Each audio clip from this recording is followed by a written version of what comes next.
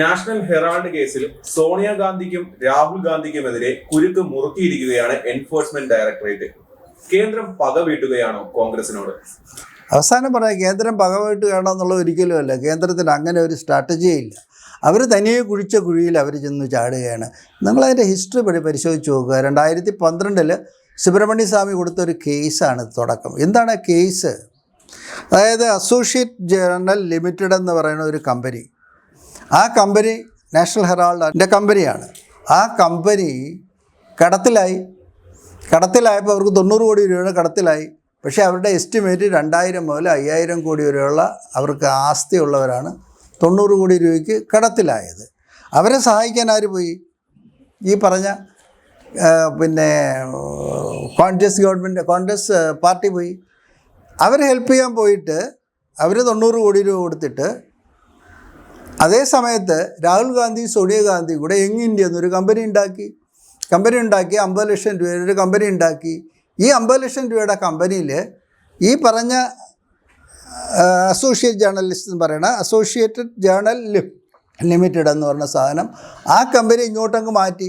എന്നിട്ട് ഇവരെ 90 കോടി രൂപ കടം പാർട്ടിക്കാരെ മീറ്റ് ചെയ്ത് കൊടുത്തു.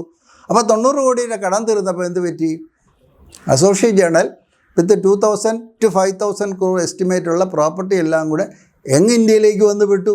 യങ് ഇന്ത്യയുടെ 76% ഷെയർ ആരെങ്കിലാണ്? രാഹുൽ ഗാന്ധിയുടെയിലും സോണിയാഗാന്ധിയുടെയിലുമാണ്. പിന്നെ ഇപ്പോൾ വന്ന സാം പിട്രോഡയുടെ പേരുമൊക്കെ പറഞ്ഞു വരുന്നുണ്ട്.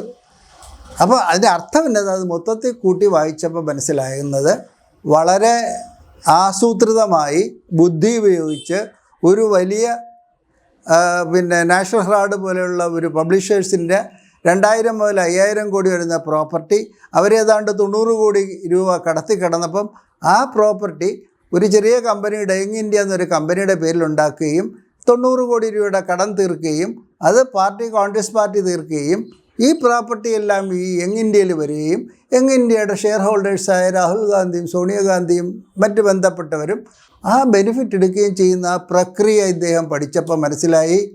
അതിൽ കമ്പനി ലോ വയലേഷനുണ്ട്, ടാക്സ് ലോ വയലേഷനുണ്ട്, മണി ലോണ്ടറിങ്ങിൻ്റെ വയലേഷനുണ്ട്.